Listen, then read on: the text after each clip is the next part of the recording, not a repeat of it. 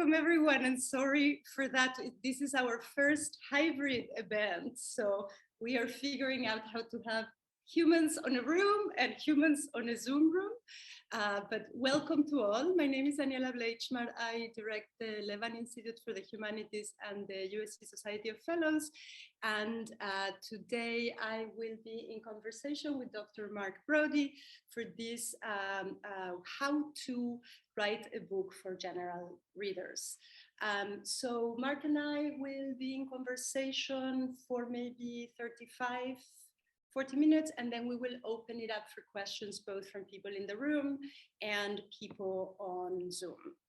First, to introduce Mark, who is no stranger to us at USC, Dr. Mark Braude received a BA from the University of British Columbia and then went on to get an MA from New York University before coming to USC, where he received a PhD in history in 2013, as well as a visual studies graduate certificate.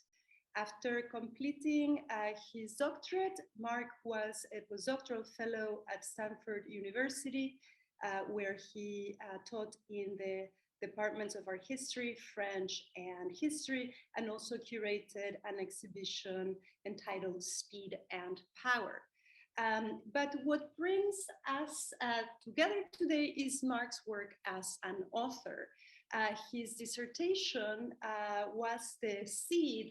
became his first book, entitled Making Monte Carlo, published by Simon & Schuster in 2016. He then published The Invisible Emperor, about the exiled Napoleon, which came out from Penguin in 2018, and most recently, this wonderful book, Kiki Man Ray, published by Norton in 2022. And this last book, Kiki Man Ray, was a New York Times Editor's Choice and named a Summer 2022 book to read by Vogue, The Hollywood Reporter, The New York Times, and others. And we won't be talking as much about this book in particular, but it has been widely reviewed and also featured in the New York Times Books podcast. So if you are interested in hearing Mark talking about Kiki Man Ray, which we will do today as well, but more focused on that, I encourage you to listen to that podcast. So Mark, thank you for joining us to talk about your work as an author and about writing books for general readers. And so I thought that the first thing that I would ask you to tell us about is a bit about your trajectory. In a way, how did you go from being a doctoral student at USC to being today here at USC as the author of books that are drawing from the training that you received as a PhD student, but that are really written and read by a much wider audience than academic audience exclusively. So first, thank you all for being in the room. Thank you all for being online. Thank you to Levan, thank you to USC, thank you to the studies as well for helping get me here. And because we don't really get a chance to say this after we graduate, thank you to the professors and the people in my cohort who helped to train me. Those 6 years were the fundamental 6 years of my life professionally, certainly. So it's nice to be able to say thank you. Yeah. It's nice to be back. It's emotional to be back as well. I have a lot of great and strong memories about USC, so it's lovely to be here. So to get to how did it start?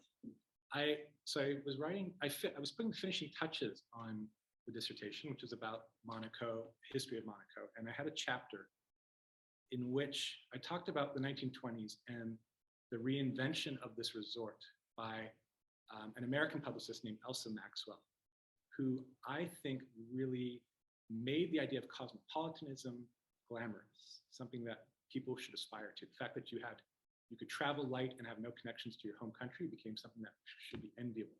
That was the sort of thesis of that chapter.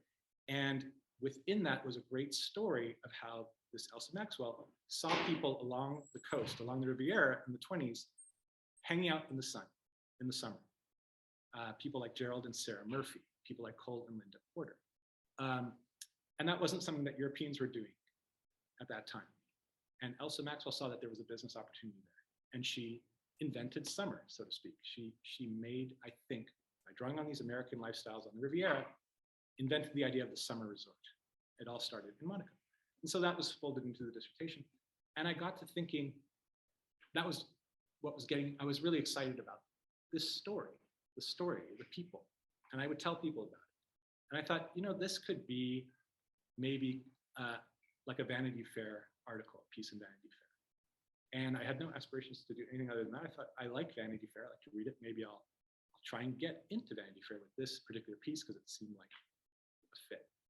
And so I had a professor at NYU who had a connection, a former student who he happened to mention to me worked at Vanity Fair. So I sent it to him, he sent it to her. Nothing happened.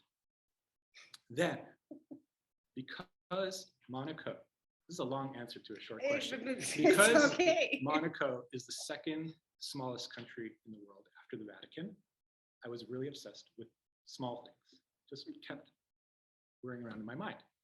And then, so I was like looking at espresso, and I was like, espresso is so great because it's so small. And I was looking at the pawns in chess, and I was like, pawns are the secret to chess, and they're so powerless and small. And so I started writing these little essays about small things.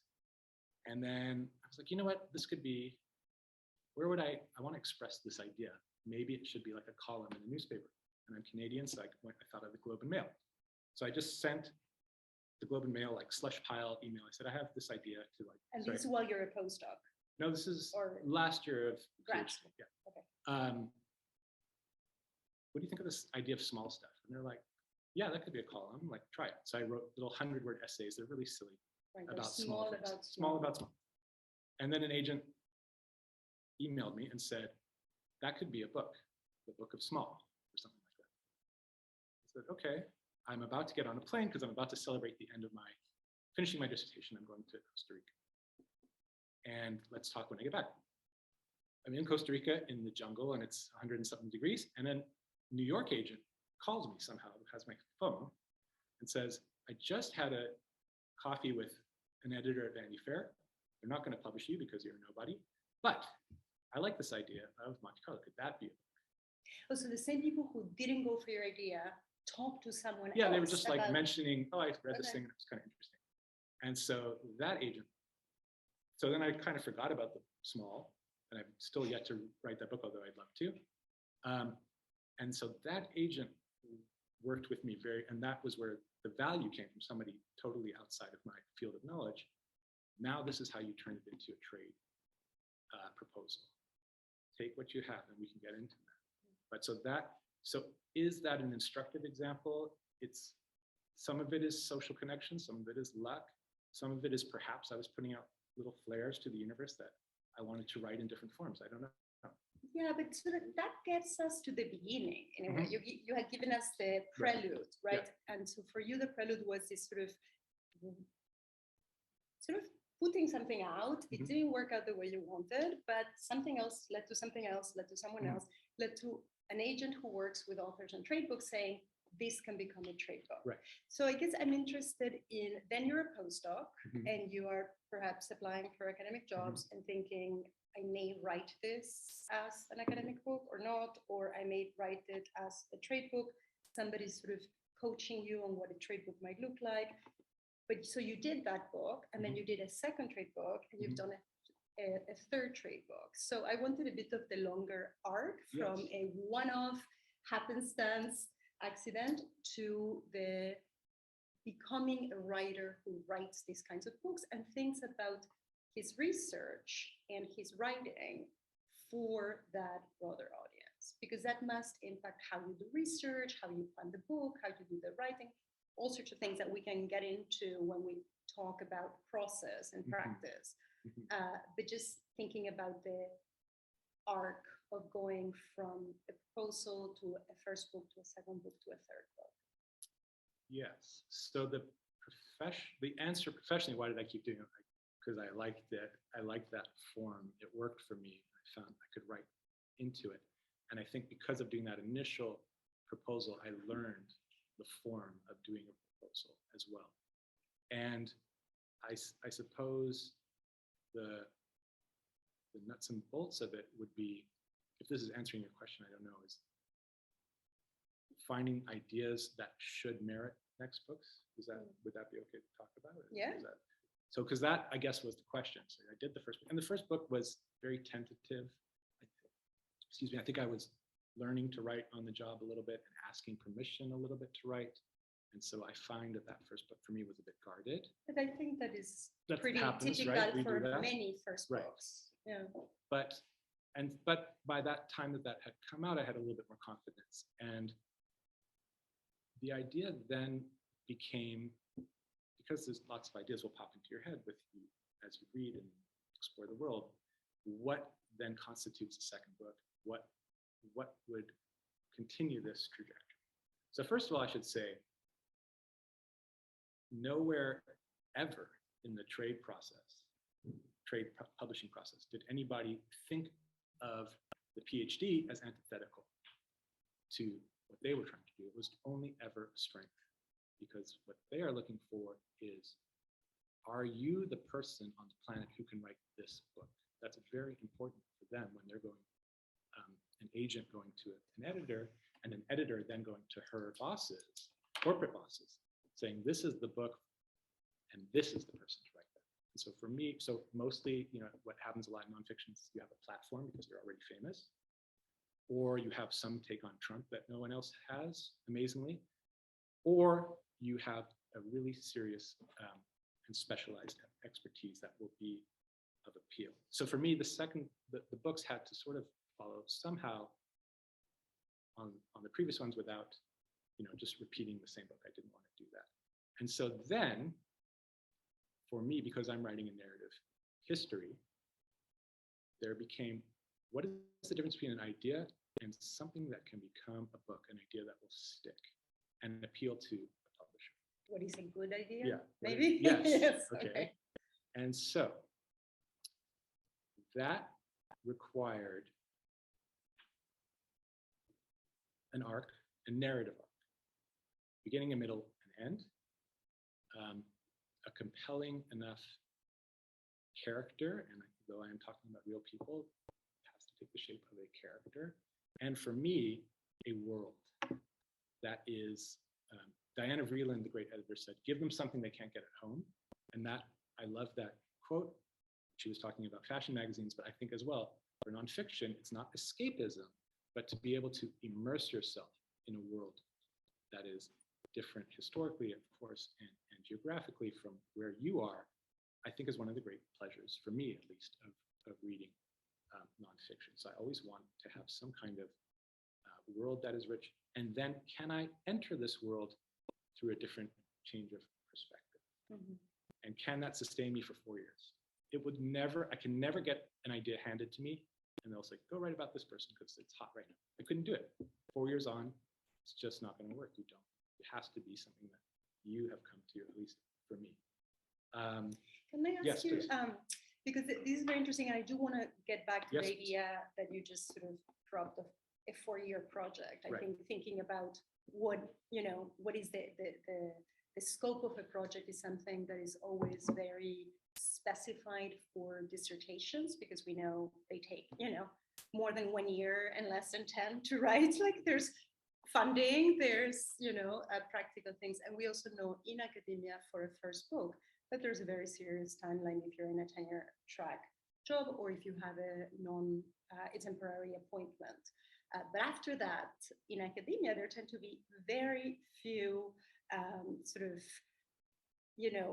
constraints or parameters for the length of a project. And I think that is something very interesting to think about a specific term. But before we talk about how long and how, I want to ask you about this idea of what makes a good trade book. And maybe since we are in a university and many of us here online and in person are in academic writing, can you what is the academic version of one of your books versus the trade version or of a topic, right? What is the difference? That's key. So the topic is the topic, and we're now talking about a question of form. So it goes back. So again, this idea of the second book was Napoleon on Elba. Okay, and I'm not a Napoleon guy at all. Because there is such a thing. There is definitely, and they read the book and disliked it very much. But what happened to find out, I was an Elba guy, which meant I was really fascinated by this little island and the story of somebody who went from ruling 80 million people to being exiled onto an island and ruling 12,000 people. And to me, that disconnect was the seed of something. Right. I went small again, right? And so that's why I could say, oh, this is actually following the first book, or my profile is that I'm this guy that looks very deeply into these little places. And I thought that his disappearance, Napoleon's, actually helped him politically. So that was the thesis in the sense of the book was, by going away, people could talk about him. He was out of sight and he was able to actually return. And so it's all about this bluster and the charisma and politics of being invisible. So that was in the back of my head. And so that you could say is an argument. But for me, and I think you can read that book and get that argument. But for me, genre-wise, or sort of now we're talking about a trade book, the goal is to reach people who are outside of not only your field, but outside of academia. I now have to think of it as a story. And so it's not saying the research for me was exactly the same. And this is why I say I owe everything to those 6 years and NYU before that, because the rigor has to be there. I could not, if I had not felt that I had done sufficient reading, I couldn't even start the project. So and that's always been the fun for me. I'm an archive rat. I love to go and finding and in real archives, very important. You mean as opposed to digital? As digital, right? Okay. And I didn't know you meant like fictitious. No, sorry. like now we're like Calvino territory. Yeah. No, and I had to go to Elba and I had to smell it and see it and all that stuff. But it came down to now in every book, what is the structure that will make this a story that works? And for me personally, this is my little crutch. Because I am so profoundly influenced by cinema, it's how I dream, it's how I think, how I see the world, and not television, but cinema. I think in cinematic genres. I can't help it. So Monte Carlo, this building of this resort, for me was a rags to riches story. If you build it, they will come story. There was a patch of dirt, and then somebody had an idea, and then there was the first casino resort in the world before Vegas. That's got a trajectory, right? There's a patch of dirt, and then there's something that kind of falls. Napoleon on Elba was a jailbreak story, and I love jailbreak stories. It's The Great Escape. It's Down by Law, the Jim Jarmusch movie. Here's a person who gets sent into exile. He is transformed by his time in this prison, this island prison, and then he breaks out, comes back to France. And so that I knew where to begin, and middle and end. Kiki Man Ray, and then I'll stop talking. We brought you here to talk, so it's not a problem. You know what I mean? Kiki Man Ray there is, I had these two artists who are young and who are meeting in Paris, and I think influenced one another, and that's all there in the archives. But my mind went to sort this into, this is a coming of age story. This is also a bit of a rom-com, which I hope doesn't cheapen the project, because I love rom-coms, but it is a bit of a boy meets girl story as well. And I kept thinking of Patti Smith's book, Just Kids. Two young people come to a city, Paris, and while they're there, it's all about the dynamism between the two of them, and they are transformed by that experience. They are lovers and rivals, and then they go their separate ways, changed by that experience. So that is an organizing structure for me that I can always then go back to. This is very interesting. I think very helpful. Sort of you're suggesting a shift from thinking primarily about argument to thinking primarily about story, and also about thinking about what is the structure in which you can tell that story most compellingly. You talked about how the research for you is absolutely the same, that what you learned as a graduate student is what you still do as an author, regardless of the genre in which you're writing. But one of the things that is really interesting to me as an academic, where most of the nonfiction I read is scholarly nonfiction. I read some creative nonfiction, but not as much as I read for work, is that the research may be the same, the storytelling is very different, but it feels like the author here is imposing very useful limits on himself about what they choose to tell. The archive, as we know, is infinite, and the struggle often of the dissertation or of the academic book is, I have learned so much about so many things and they all connect and I need to say everything.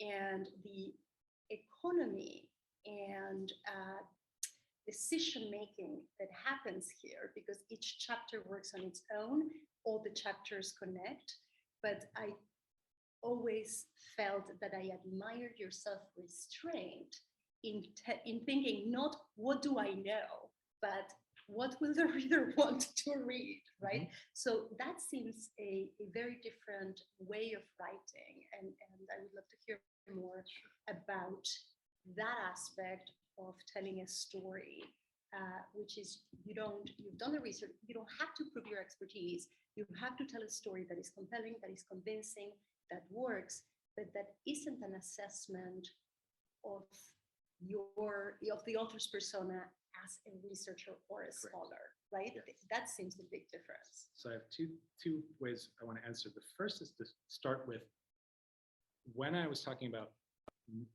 does it satisfy the story? At no point should argument get left out of that. That separates topic from book. If there is no overarching reason for the story, and you're not doing something new, then there's no way I can approach it. And so for Napoleon, it was that idea of the political power of invisibility was my guiding light. And it kind of happened at the end. I stepped back and I realized in a weird way I was writing about Trump without even knowing about it. And for this book, the argument that was my guiding light was I thought that there was something Man Ray, the photographer, and Kiki, who is known as a model, but was in fact a painter, a writer, a cabaret performer, all of these things. I started to look at the pictures they made as collaborations because she was such an astute performer. And I thought, what does that do to our understanding of the pictures if we think of Kiki as a performer and Man Ray as the person documenting those performances? Right. So that again was a guiding light. And so that also keeps me on the track, because am I serving story? Am I serving character arc? And am I serving the argument? And so the question is, it starts with the archives, right? And as you said, you have a bunch of archives. And then you've got to find what it is, what gets you on the superhighway through those archives. So when I was at SC, I got a single B as a grad student. It kept me up at night until 3 in the morning. And I was like, what did I do wrong?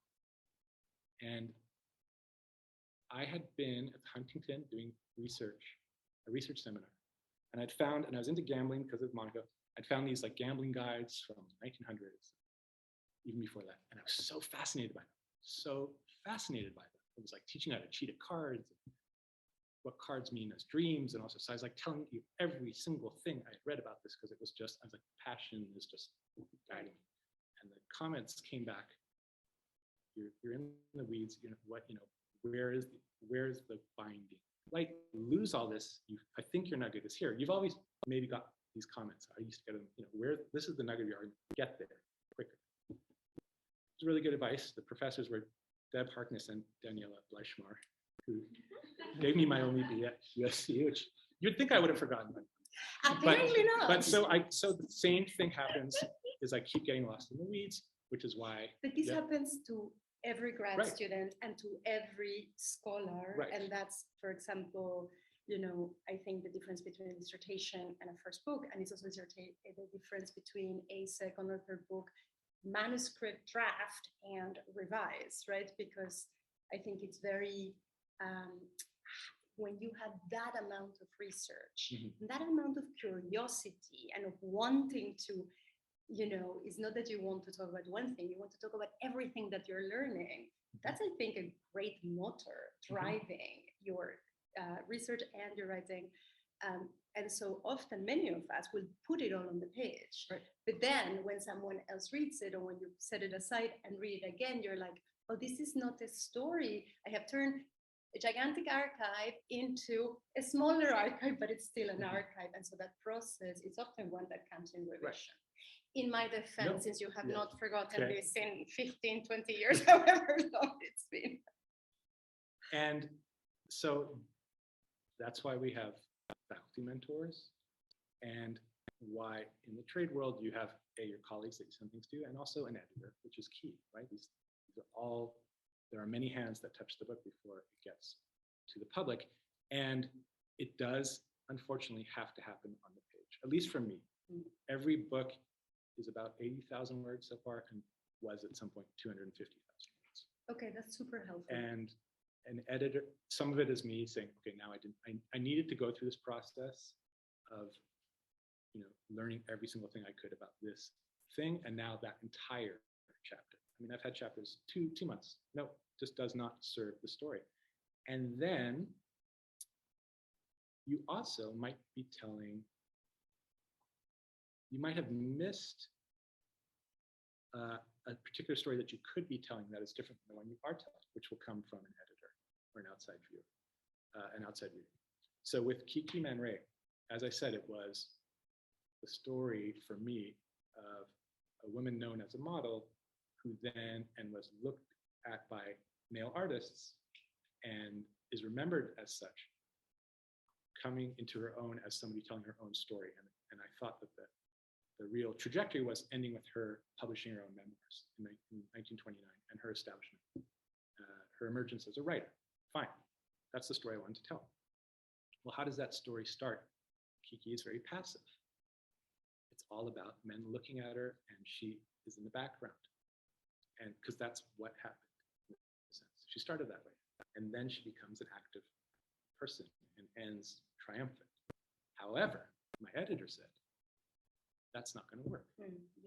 Nobody wants to read about, few people want to read about her being passive for this long. You've waited too long. Also, she's like 19 or 21. Right. So the brilliant idea from my editor was start with Kiki in media res, 1925, at the height of her power. There's an opening scene of her at the club performing based on all sorts of people's memories of what they saw, and I kind of mashed it together, and it comes out swinging. This is somebody I want to read about, and then it goes back, right? So that's the power of the editor. That's the magic of the editor. Yeah, of having an interlocutor who may be an editor or maybe another reader. So we've talked about your sort of trajectory. We've talked about choosing a good topic for this kind of book, about the elements that you have found to be central, which are, of course, the research, but you've also mentioned argument, story, character, and narrative arc. I think maybe now we could turn a bit to talking about your process, right? Because you mentioned it's roughly a 4-year process. You also mentioned that at some point you might have, there's a lot of research. At some point there's a very messy, very long draft. There's back and forth with interlocutors. But you've also talked about structure and making those decisions early. So is there an out? Like, what are these 4 years like? Or what is your process like? The first step is it has to pass my wife's judgment. Okay. And most ideas don't. So that she's the first reader. And reader of what? What do you start with? It's like a page, or it might even just be a conversation. She's like, no, that's boring. Or no, it's too close to this.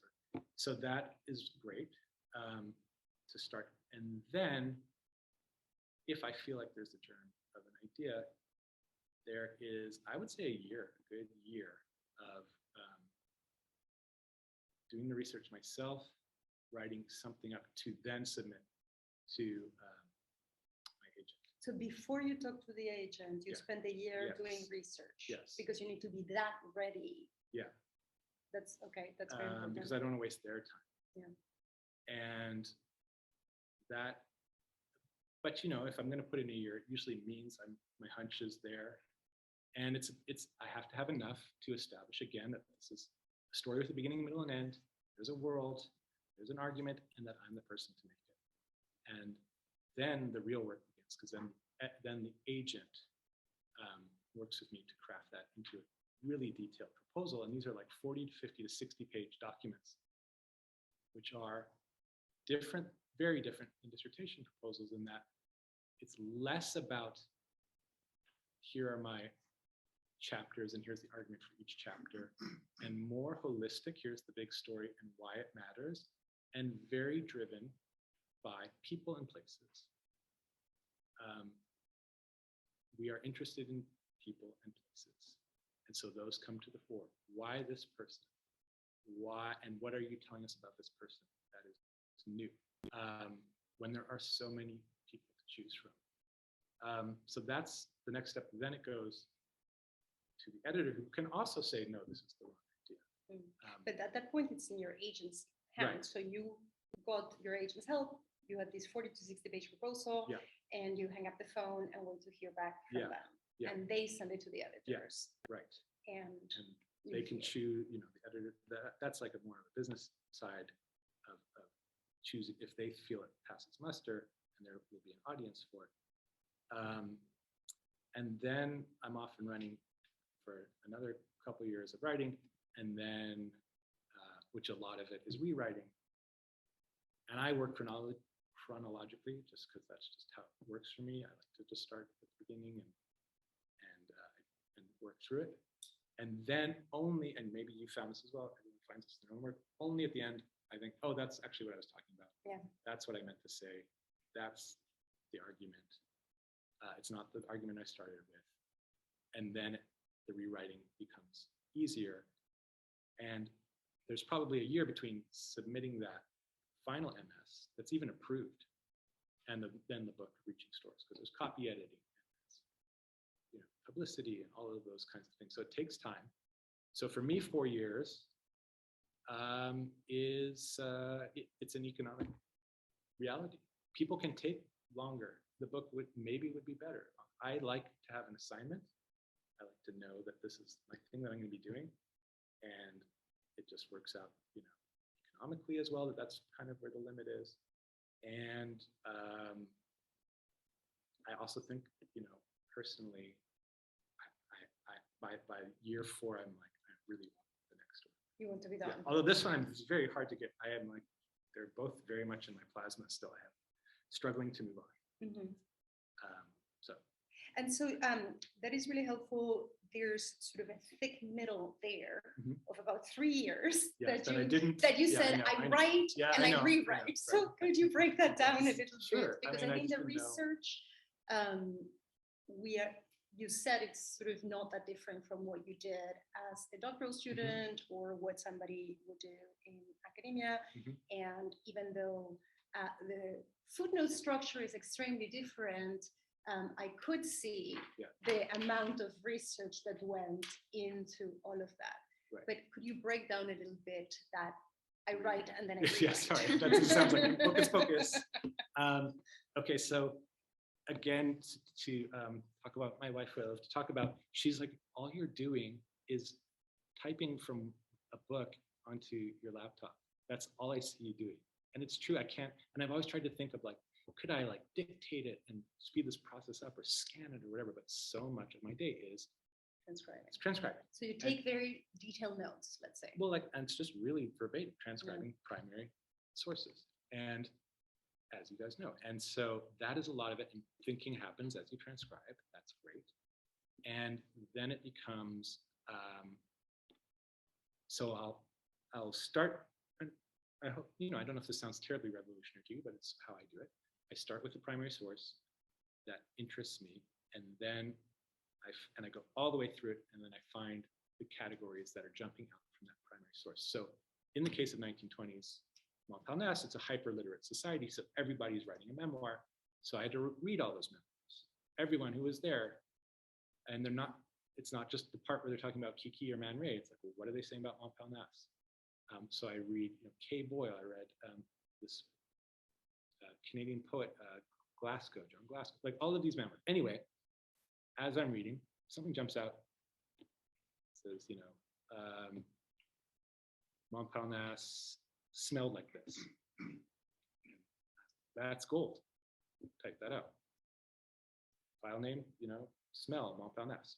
So then, if So, I'm sorry, yes, sorry, go ahead. so you're doing files in what? So that's just a Word doc, and Okay. it's the Glasgow memoir, and then it's not a new file. It's the Glasgow memoir, and then each paragraph That's topics. has like, this is smell Montparnasse, this is Kiki dancing, this is what parties were like in Montparnasse, and then I can try, and I know those in the back of my head. When I get to the next memoir, they're also talking about parties in Montparnasse. What do you know? There's a lot of parties. Right, who knew? And then, but that's exactly how you learn, which is obviously there are parties in Montparnasse, right? But what I saw was, this is a very tangible thing. I saw that all of these mythical, legendary people have been calcified as these big names, Hemingway, Picasso. They're just kids hanging out at parties. And so much of what we is the wrong word, what is, so much of 20th century modern culture comes out of kids at parties saying, wouldn't it be weird if we filmed Kiki through a kaleidoscope and did this? Well, also your insight, I think, that how a very interesting, charismatic, strange and wild young person, what they do at a party becomes a performance and becomes their work. And Right. it's seen as such by all these commentators, and they are writing about it. Right. So that comes through the mind worrying while you're transcribing all of these other people. You start to make connections, and you do some your own research. Right. So, So those connections, and then when it comes to my guiding vision is chronology, as I said, because that's the engine. That's a built-in for people who do history, and I hope that doesn't feel too exclusionary to people who don't do history. But for me, history means I do have the benefit of chronology. And so hopefully in your fields, there is some way to say if you're stuck, chronology is always an engine because things change over time, they just do.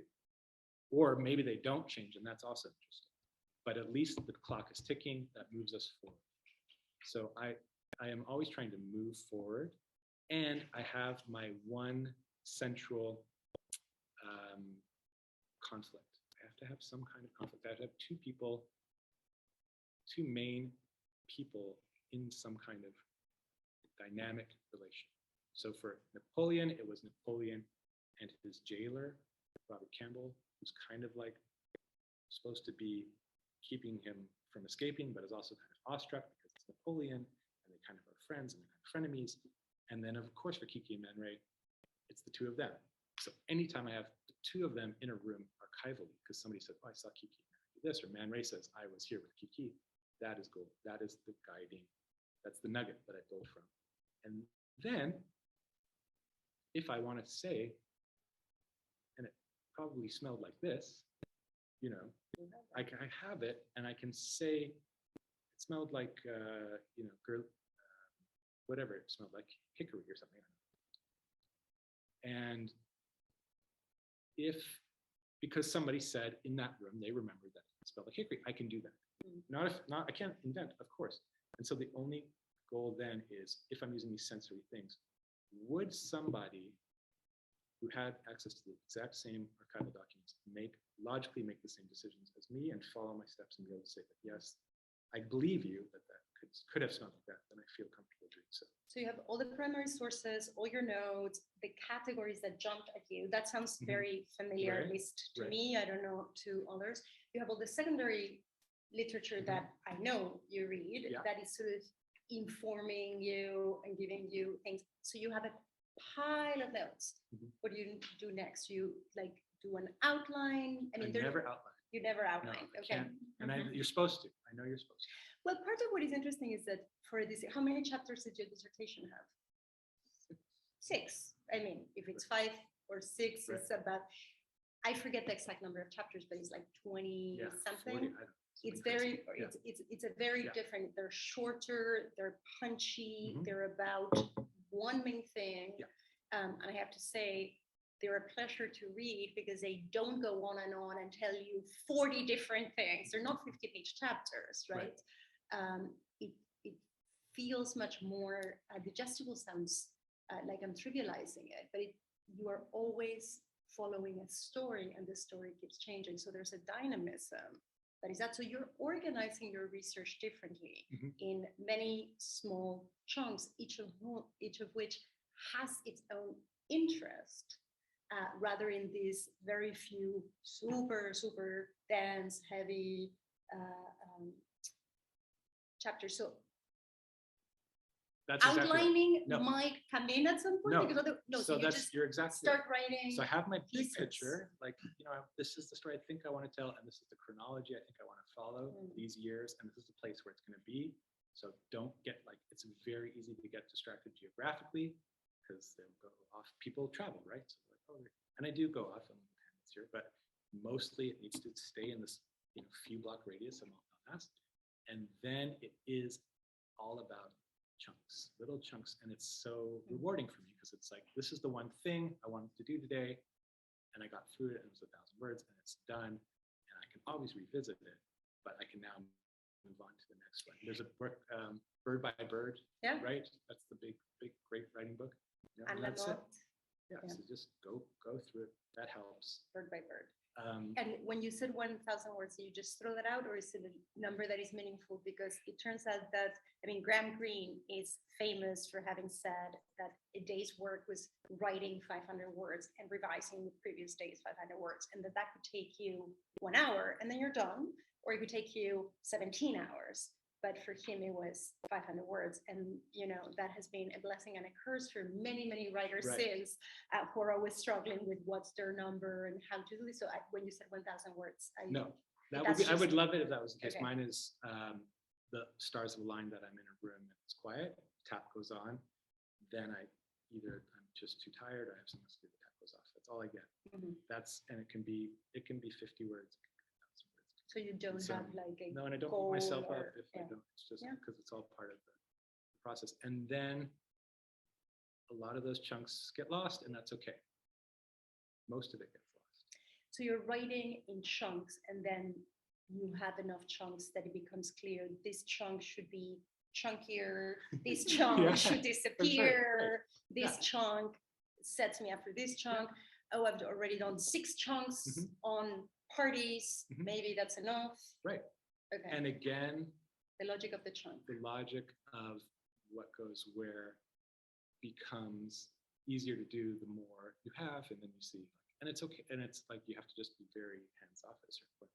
I'll put this here, this description of Montparnasse, because I've done it, and it's talking about the First World War, because I'm in description mode, and then at a point I'll say, no, something needs to happen, and that will, so Kiki has to do this, and that will change. Do you know what I mean?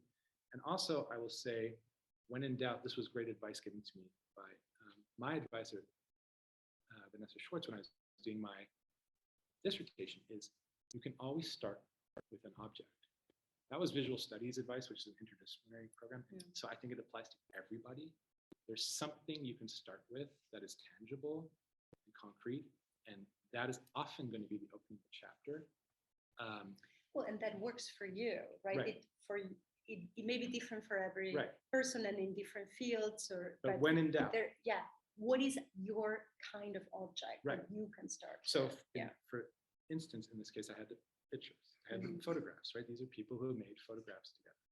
So at one point I was like, oh, the book is going to be told in 5 photographs. And it's just going to be photograph 1, and then everything's going to extrapolate from that, photograph 2, and it'll just be so beautiful that it'll line up chronologically, and it just didn't happen. But I did start with photograph. Find out as much as you can what was going on in that room when they made that photograph. What were the sounds outside of the room? What were they reading the newspaper on the day they, got together in that room? Where have they just come from? All of those things serve. It's all research, and then it serves into put me in that room with that photograph. read the photograph, and tell me then where it was published, and did their friends look at this photograph? What did they think about it? Did they think they've written about it? You know what I mean? But it's really interesting because you're talking about how the research is the same process as you would do for a scholarly book, and that their argument is central, but the kinds of questions you're asking are very different, and they're about evoking a world and making it vivid for the reader, which are not the questions that we encourage doctoral students to be asking in their dissertation, or for faculty to be doing in university books, where the historiography tends to play that role, right? That's your interlocutor. What has everyone else said? What are you saying? And why is it different? And you are right, and we should see things the way you do. So it's whatever genre in film that is, I don't know, but that's it. And what you're saying is, I'm doing all this research and I'm trying to sort of be in a room and conjure that up, because I have a story to tell, but I want the reader to live that story. So it's really interesting that you said that for you, cinema is so interesting, because it is a very cinematic, sort of evocative, but sort of like a vivential, I don't know how to say that in English, but vivential, that you're trying to go. And that seems something that is very particular to this genre, and very sort of interesting to keep in mind when thinking about different genres. So it goes to, again, the idea of how a trade book is different than an academic book that is trying to reach a broader audience. A trade book in particular has to be, I am very upfront and unashamed to say my goal is to give pleasure to the reader. That is the goal, okay? I want them to learn something. I want them to see the world in a different way because they've spent the time to do this, and they say, oh, that got me thinking about the relationship between politics and space, or that got me a relationship between artists and models. And now I think a little bit differently because of that. That would be great. You know, that is also ideal. But at the end of the day, if I do not feel that I'm doing a generous act, it's not selfish, or else I would just do it in the drawer, you know, write and stick it in the drawer. It's meant for a public. I want, above all, to be giving them pleasure, and the pleasure is what? The beauty of an elegant argument, well executed, revelation, a turn in character. I thought this person was X, and it turns out they're Y. Or I did not think that X person was going to do that. Any of those moments to me are gold. And then when it comes to the level of prose, it also has to be generous, in that I am trying to say things as clearly and concisely as I can. So I have two ways of doing that. First is, these are going to sound ridiculous, but it's fine, because I do this. The first, I'll write my thing and I'll read it out loud, and that helps me get rid of a bunch of stuff. Once you read things out loud, you say things out loud, your BS detector goes way up. You know when you're like, but I'll picture myself telling this, reading this page to a very bright high school student who, you know, who's 18 years old and is just, you know, has not read everything, but is intelligent, highly intelligent, and curious about the world. And can I tell this, what I've just written to them, and they not go, I'm bored, or I don't understand, or whatever. Okay, that's tough. I don't have a real 18-year-old high school student to tell that to. I conjure that in my head, but I do say it out loud as if I was, so that makes it sound a bit odd. And then the second, which is even more embarrassing, but which I do, is I read the same page, picturing myself at the center of Madison Square Garden with 25,000 or however many people that is in Madison Square Garden, or the Hollywood Bowl, or whatever. I should be more specific here, which is super embarrassing. But that's also a really great test of, you know, are your words getting through? Is your language simple, concise, and are you using $10 words when you could be using, you know, a 10-cent word, and all those kinds of things? Well, and am I writing for myself, or am I writing for somebody else? That is, I'm very glad you say that. Who are you writing for? Are you writing for the readers? So, Mark, you started by saying that you wanted to thank your professors and your peers who had been so generous in shaping who you are. And we have circled you saying that writing is an act of generosity, of giving something to the reader. So I think that is a beautiful narrative arc on which to conclude this more interview part and open it up for questions, either in the room or on Zoom. If you are joining us on Zoom and you have questions, please write them on the chat and I will transmit them to Mark and read them aloud. But the floor is open for any questions. There are three waiting. Okay, I'll turn to those. Okay, the first question, which is a very good one. How do you persuade an editor that you are the right person for your book project? So in my case, it was very easy for the first one because I was writing a book about Monte Carlo or Monaco, and I was the only person in the world who did a dissertation on Monaco, because why would you do a dissertation on Monaco? It's the weirdest thing. So as long as I could get on board with that, the idea might actually be a book, the expertise part was fine, because it's like, look, I could walk in that room and say, I legitimately know more about Monaco than the royal family, because I've been living this for 6 years in archives. That was simple to do. And you could say I have a PhD of this. Yeah, so that helped. That was the okay. So you had the expertise. And I so find that we don't always have that at every time, so that might not be useful. The other way that you can be useful is to say, and it's harder to do, my take on this is so compelling and so unexpected that I'm the only person that can tell the story. Mm-hmm. So if I say, for the Napoleon book, I cannot say I'm the world's leading authority on Napoleon, because that's simply not true.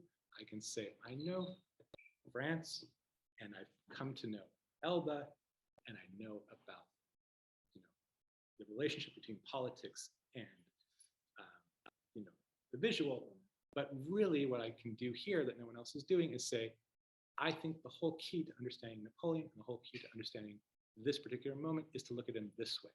So there is not the expertise and say, like, I am the right person because I'm the only person who knows as much about this, but I am the right person because I have this great take on it that I can. Which is not, I'm not coming off the street and just saying, I'm going to write a Napoleon book. I do have to say, well, first of all, there's the first book behind me, but also that, I do have some background in this moment, but it was, in that case, the take, in the sense that no one else in the world has that take on this moment. So if you think that that is a value, that then is convincing. And is this something also where an agent helps you articulate that, or is that coming only from you? Because it seems that that's part of their job, and that is a very different kind of training than we get in grad school or in academia. The agent is fundamental in recognizing which of your many takes is the take and what to lead with, because there's all sorts of reasons why you think the book is important. And I thought the sheer weirdness of it was really important. The selling point to this Napoleon book, because that was, to me, because I love Coen Brothers movies, and I thought this is a Coen Brothers movie, and that to me is enough. And that's not true. That wasn't true in the commercial world. It wasn't that. It was the take.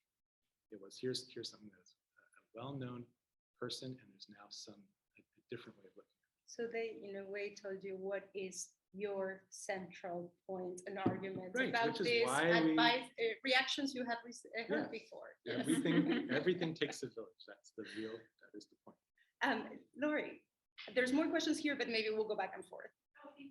Thank you so much. Thank you. I wanted to ask a little bit. Mm-hmm. It's clear that you're using the archive a lot. I'm sure you want to insert lots of footnotes, but I'm sure on the other hand,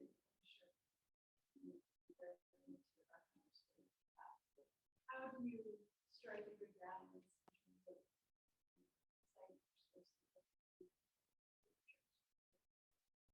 again, I think going back to the point of that the PhD was integral and not antithetical for me, was also my experience has been no one has ever pushed back against footnotes. Because again, it helps to establish why you're the person writing this book. Okay, maybe like I don't like the format of the one that how they're done now because it's a whole big long paragraph in there. It's a real drag to read through it. But that, you know, the difference being that they're in the back of the book and there's no little numbers, but they're all there. I mean, it's this is the point. And again, with the litmus test being, can somebody follow with the same access to those materials, follow my logic and say, I can see how you came to that conclusion.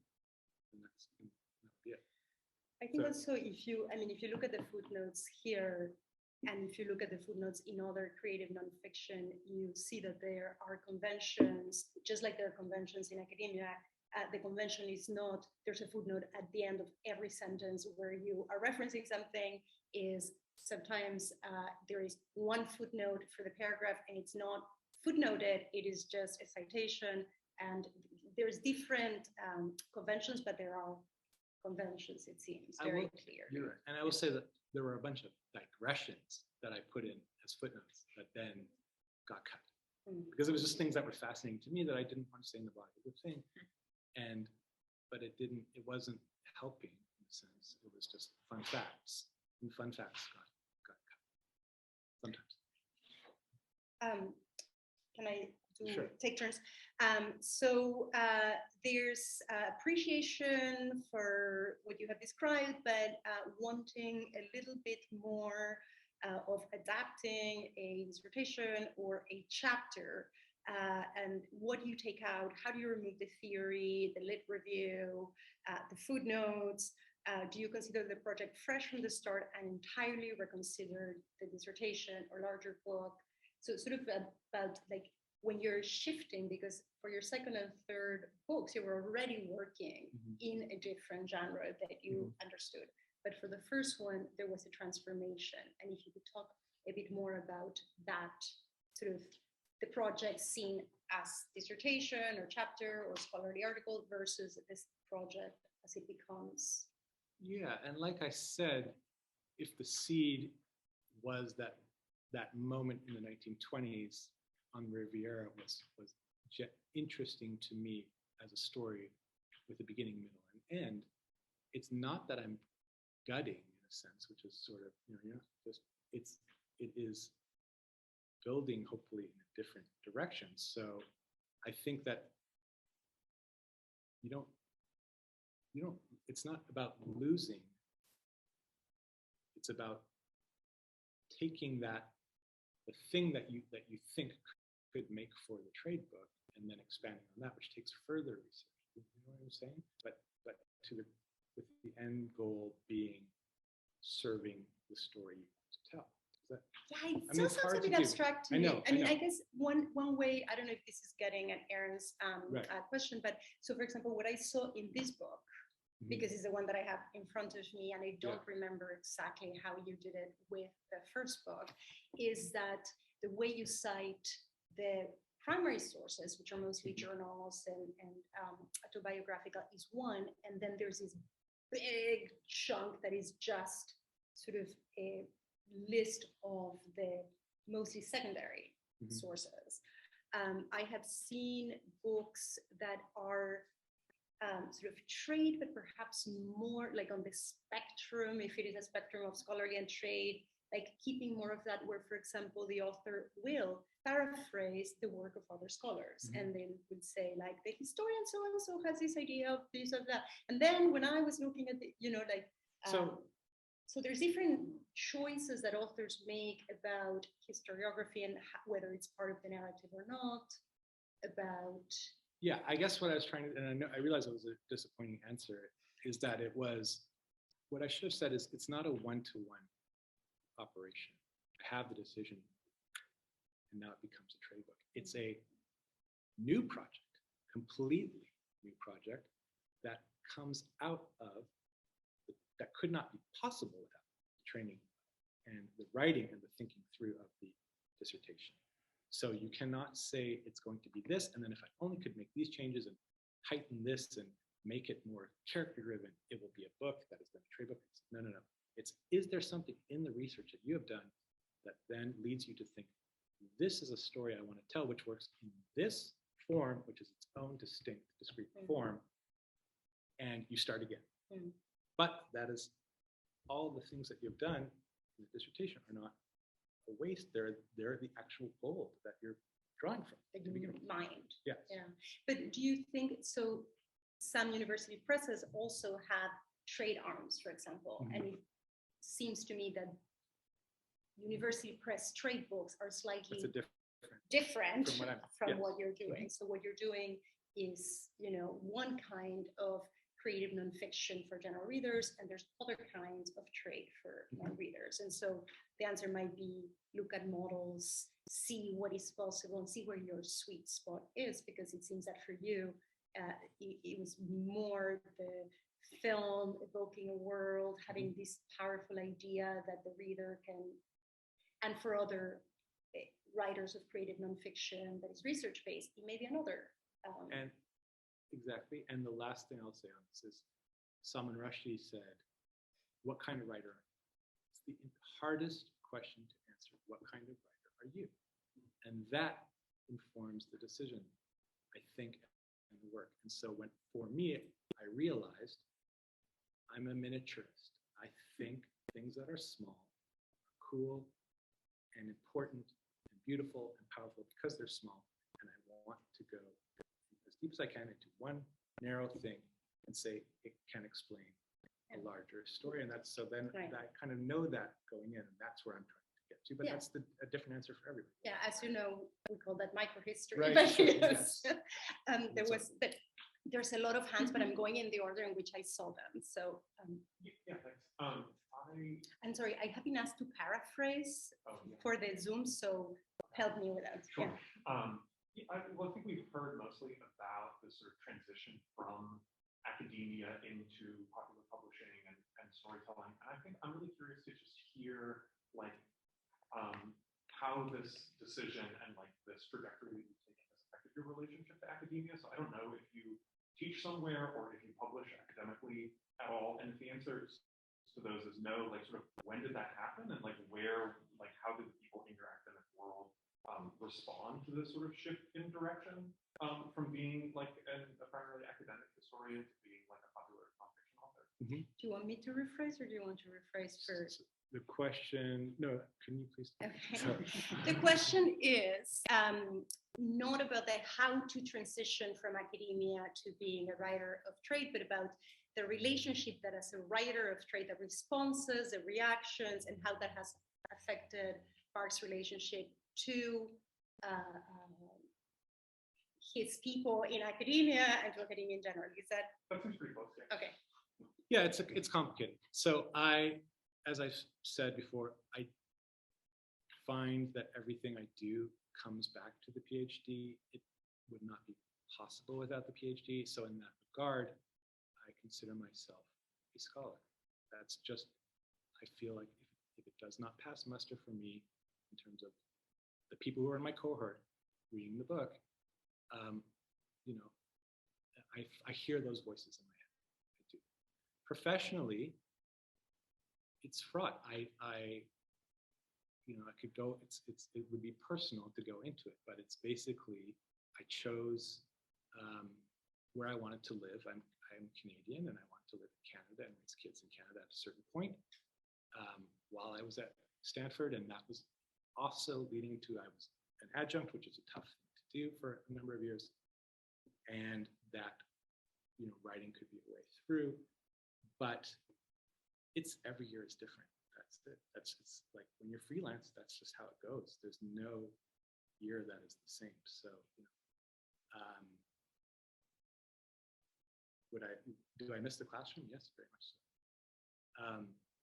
I don't know if that answers the question, but it's sort of like I feel like I'm just kind of trying to be making it up as I go for 10 years now. Yeah, I think I was curious like how the economics of it work a little bit, which like you're touching on. But I think I was also curious if you got like, pushback from people like advisors or like colleagues that you had, or sort of Yeah. Sorry, I just want to make sure that we repeat it for everybody. Okay. A curiosity about the economics of it, and one of the questions in the chat from a former professor of yours, Eleanor Acampo, is how do you fund trips? So many people want to know, and that allows me to insert that. And the other is whether you got pushback from advisors or from people who thought academia not creative nonfiction. Yeah, so there are book advances. That's the economics of it. The publisher gives a certain amount so that you can write the book. The publishing world is very interesting in that, and what I kind of learned going through it is that it works a little bit like venture capital, where they're funding a lot of books, and the hope is that a few of them will hit in such a big way that it helps the others. So so it means there's money to do things like travel and then grants. I mean, Canada Council, I got 2 Canada Council grants. You also have an NEH grant. I didn't read Right. about your grants, but you're also So there's just ways to cobble it together. As I said, it's not always elegant or consistent. And then pushback, I think would be critique, that is the point, right? The point is critique. Otherwise, why do it? So I don't think there's been ever personal, which people talk about. That's not productive. But I think critique of the book, I did not think this orange was a very good orange, is welcome. And the point is, hopefully, with every book you put out, then somebody takes it and says, your take was completely wrong. I'm going to go to these different sources, or I'm going to revisit sources, and I'll have my own take, right? Otherwise, why do it? So yeah, I mean, I think that's part of, I hope that answers the question. Yeah. I had basically all the same questions, so. Okay, then Vanessa. Well, I think that there's a term phrase or answer address, which is when you chose to do this from your dissertation to a trade book. In fact, you didn't have a finished dissertation, actually, and there was discussion about what the implications would be for your scholarly career should you choose to do this. Could you describe them to people, and whether that story turned out to be the case or not? We need to repeat this. Do you Okay. want to repeat this, or you want me to repeat it? I can repeat it. Please. So it was sort of Because I'm amplification about many of the questions that are being asked in the room and in the chat, which are about the transition from being a grad student, a postdoc, to writing a trade book and responses. And Mark's advisor has reminded him that when this option first came up, to write a trade book, the dissertation was not completed, and there was a discussion about what might the implications be for a grad student as they were finishing to choose as the next step to write a trade book rather than to write a manuscript for a university press. So what responses did he get, and what happened? This is the crime mystery genre, right? Like, yes. who did it? And who did. Yes, and so the stakes were very real, that there was a decision, which was to say, if this dissertation becomes a trade book, it cannot then go back and become an academic book. You, as a job candidate, are making a big decision, okay? So my thought was, again, with the choice of where I live and who I live with and all those kinds of things, a more holistic approach to my career, that was the decision I made. However, I was also, of course, feeling excited about the job market, like anybody would. So did I shoot myself in the foot before somebody else could? I don't know, but that was the decision.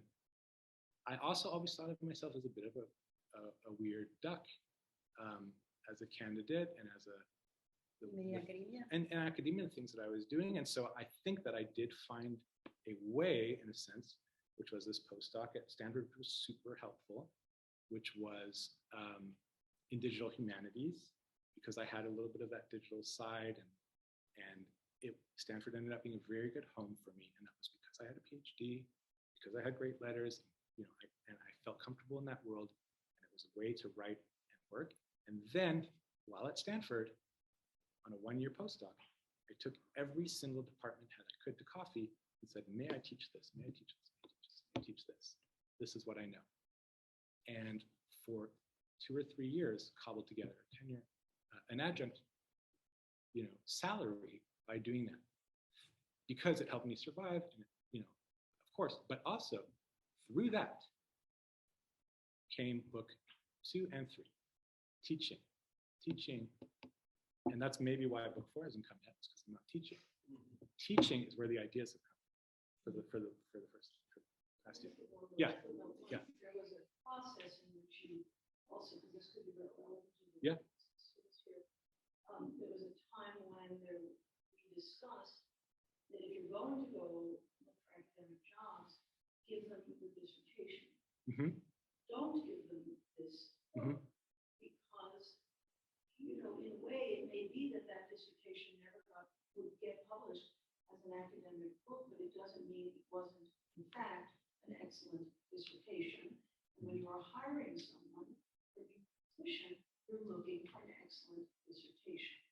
So I think, again, if this is an information or something that people are interested in, this was an option that we discussed after trying with the manuscript. It was the trade book where we discussed. I said that will not work, but then there was an alternative. And so my own feeling is, those of you who might be interested in that, it's important to recognize that the dissertation for academic jobs still is valuable, and your calling card, no matter what. And goes back to the point When that you repeat this, because people won't have heard. just that though there might be, if you're on the market with aspirations for a trade book, the dissertation should still be what you submit, because that is a document of great value. And it, I think, goes back to my point of the two are not antithetical to me. Right, and maybe what we can say is you were fortunate to have a lot of support and a lot of counsel and a postdoc, and to be able to, as you put it, cobble together a adjunct position, which is not simple, but you had time to keep multiple strategies at play, or to have access to various strategies. It's not that you said, goodbye academia, I am, farewell to all that, I'm going to do this. There was a moment where things could have gone different ways, and you were pursuing all your options, keeping your options open. But for academic jobs, the dissertation was what was your strongest card. Not, there's somebody who will pay me to write, and they will sell a book that people will buy for money. Unlike in academic press, that was not the argument. But you had sort of multiple irons on the fire, right? And then eventually one became your path and has continued as a path from one book to a second book to a third book, which if you had become a tenure track professor, you may not have published 3 books by now, right? Everything might look different, but then you kept multiple options open, and one emerged that has been a very productive and creative one for you. Can we talk a tiny bit? We have a few more minutes about the teaching and the ideas coming from there, because you just threw that at the end. Yeah. But I think often grad students think of teaching as the way that they get an income, right? Not something that competes with research and competes with scholarship. Some faculty feel like that. But when you talked about how the most important thing was to have an idea that had legs, an idea that could become a book, and then you just, like you mentioned, all your ideas have come from teaching. I think that seems important to hear a little bit more about. So on Saturday, I was participating in the visual studies grant writing workshop, and one of the things I tried to get across was don't see grant writing as tangential sidebar to your real work. It is your real work, because by writing grant proposals, you're thinking through your ideas. If people then go back to your dissertation stronger, it all feeds one another. I feel the same way, and have since I was a TA, that teaching is not tangential to your role as a scholar or researcher. And because how do you know things until you say them out loud to people, you know, and what are you going to say and why are you going to say it and where do you start to lose them and, you know, where are you going with the lecture? All of those things cannot help but inform your research. So for me, the most concrete example I can give is for Kiki Man Ray came literally out of a seminar on, I think it was the history of Paris, talking about the surrealists and Man Ray and doing something I really am going to get in trouble for doing, which was using a photograph as an illustration because I was saying, and hopefully reading the photograph at myself, if I do hope I was doing that too, but really it was saying, Man Ray, surrealism, here's what I want to say about him. This is an iconic picture of called the Violon d'Angle. It's a woman whose nude torso and backside has been marked up with the F-holes of a violin so that she looks like an instrument. Her name was Kiki de Montparnasse. She was the most famous artist model in Paris at the time they made this picture and was romantically linked with Man Ray. And I said that in a variety of seminars and lectures at Stanford because that's all I knew about her. And then for the sake of the students, I think a generous act. I was like, I should know more about her. She seems, her presence seems important to these pictures. Their relationship seems important to this, you know, what I'm trying to teach. Let me at least find out something more about her. And from that, and then what did I do? I dug around and I found out when they made that image, that iconic Man Ray image, 1924, Kiki was the better known figure in Paris, right? Like, I think I said that here already, right? No, you didn't, but you said it in the book. Okay, so Kiki is the better, you know, and the more influential cultural figure, I think. And Man Ray was the boyfriend, this American photographer.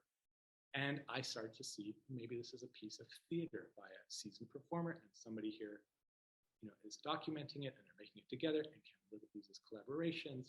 My mind starts going in all these directions coming from this question, and there's a gap in my knowledge. I thought it was this way, turned out it was this way. That's a book. I thought it was this way, and it turns out it's this way.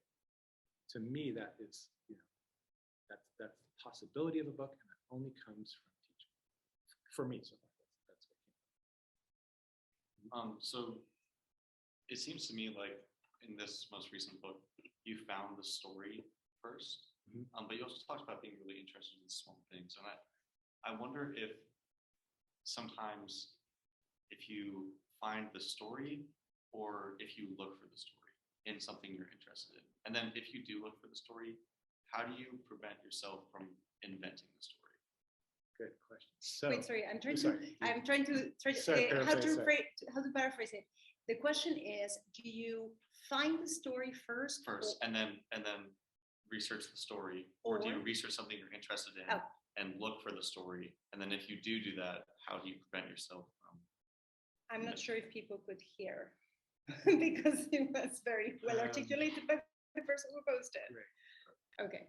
And yes, so Kiki is a small because it's Montparnasse. Montparnasse is small, and I think it explains a lot. These few blocks, these few square kilometers. I do not find ideas. This is going to sound out there. The ideas find me. I cannot force. It's like I said. If an editor said you should write about, you know, XYZ, can't do it. It's not going to work for me for 4 years. Just cannot do it. So it's about being open to things where you're having aha moments, and then does it pass muster as a story? Does that make sense? Absolutely. And then you have to say, okay, key question: are you inventing a story? Right? You happen to, and that is a dicey subject because that is, and I've done it where I had an idea and archives didn't hold up, and so there was not enough there. So that's also and that takes time. And so what happened? You abandoned that Yeah, idea? that was Okay. 6 months of my life that was gone. Not gone, I mean, not wasted, but you know, there was nothing that came of it in a sense. So, you know, that, I don't know if the advice is there, you just have to do it in a sense. Well, I mean, that's how research goes, and that's why Of course, people we know write this. prospectuses Yes, and do right. pre-dissertation Yes, research I shouldn't say it's before like so unique, choosing right. a We all do. dissertation all topic have and get advice on, yes, Yeah. does this have enough to hold. This So is a you- great time to mention that I came to USC to write a history of Paris through graffiti. I was going to write about graffiti. Contemporary graffiti? Well, I don't even know what the heck I was Okay. thinking. And then I was, I think, maybe here for 2 weeks when somebody, my Well- faculty advisor said, you know, it might be hard to find An archive of an graffiti. archive of graffiti. And so there's the graffiti project. Mark, maybe that's your next I book. don't, yeah, right. A history of Graffiti. graffiti. It's a small history small of history, small graffiti. If there are no more questions, then it just rests to thank you Thank you. for sharing your thoughts with us, for being here. There are copies of the book for sale in the back. If you haven't read it, it is a great read. And I did learn, as somebody who really knows not very much about 1920s Paris, I learned a lot about many things, but it was also a gift generously made and gratefully received. So thank you so much, Mark. Thank you guys. Thanks for being here.